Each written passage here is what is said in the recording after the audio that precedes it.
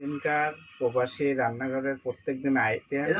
আজকে আমি রান্না করছি বেগুন আলু দিয়ে আমি ট্যাংরা মাছ দিয়ে পাকাবো। এটা হচ্ছে ট্যাংরা মাছ।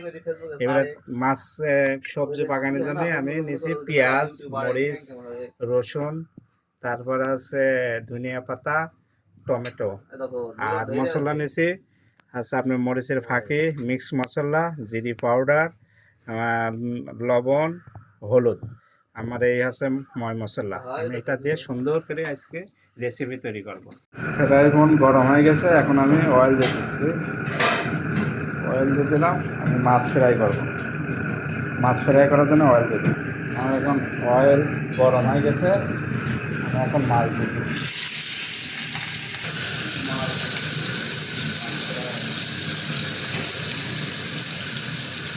আমার মাছ ফ্রাই হয়ে গেছে, এখন আমি উঠাই রাখবো। মাছ ফ্রাই হয়ে গেছে, পুরো আমি ওঠা রাখছি। এখন বসাতে চাই সবজির জন্য, এখন আমি অয়েল দিয়ে দিচ্ছি মাপ মতো।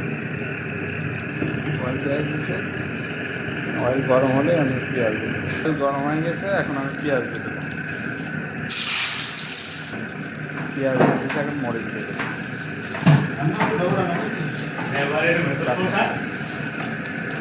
কাঁচামরিচ দেওয়ার পরে আমি একটা নাড়াচাড়া দিয়ে এভাবে রেখে দেবো 10 মিনিট। এখন এটা 10 মিনিট হয়ে গেছে, আমি এখন দেখবো কী অবস্থা। পেঁয়াজ লাল হয়ে গেছে, 10 মিনিট হয়ে গেছে।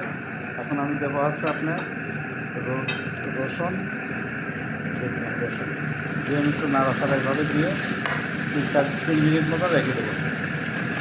3 মিনিট পরে আমি দেখবো, 3 মিনিট পরে ওঠাবো। 3 মিনিট হয়ে গেছে, এখন আমি ওঠাবো কী অবস্থা।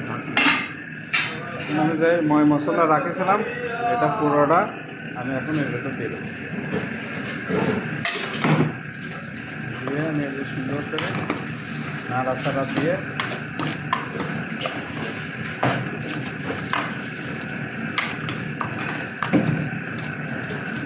নাড়াচাড়া দিয়ে একটু পানি দিয়ে দেবো, হালকা পানি দিয়ে দেবো, কষানো দিয়ে কষানো 2 মিনিট এভাবে কষানো। আমার যে কষানো হয়ে গেছে, সুন্দর করে মশলা কীভাবে কষাইছে, কষানো শেষ। এখন আমি এই যে সবজি কাটেছিলাম, সবজিগুলো এখন এর উপরে দিই।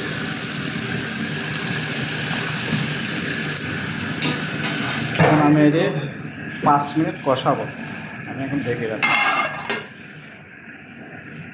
দেখি এখন কী অবস্থা। কষানো হয়ে গেছে, আমার কষানো হয়ে গেছে। আমি এখন পানি দিয়ে দেবো, মাপ মতন পানি দিয়ে দেবেন। মাপ মতন পানি দিয়ে দিয়েছে, দেওয়ার পরে এখন নাড়াচাড়া দেওয়ার পরে জিনিসটা বলক উঠলে আমি দিয়ে দেবো, টমেটো দিয়ে দেবো। বলক আছে নাকি, বলক এসে গেছে, এখন আমি টমেটো দিয়ে দেবো। এভাবে উপরে উপরে টমেটো দেওয়া শেষ। এখন আমি দিয়ে দেখে রাখবো, বলক এসে গেছে। এখন আমি মাছগুলো দিয়ে দেবো। মাছ দেওয়া শেষ, আমি সুন্দর করে মাছ উপরে দিয়ে দিচ্ছি। এখন এটা আমি 10 মিনিট ঢেকে রাখবো। 10 মিনিট এভাবে রাখি দেবো। 10 মিনিট অবস্থা এখন আমার এখন রেসিপি হয়ে গেছে। ধনিয়া পাতা দিয়ে দিলাম সুন্দর করে, ধনিয়া পাতা দেওয়া হয়ে গেছে। এখন আমি এটা 3 মিনিট ঢেকে রাখবো। 3 মিনিট পরে আমার রেসিপি হয়ে গেছে। এখন আমি এটা বন্ধ করি।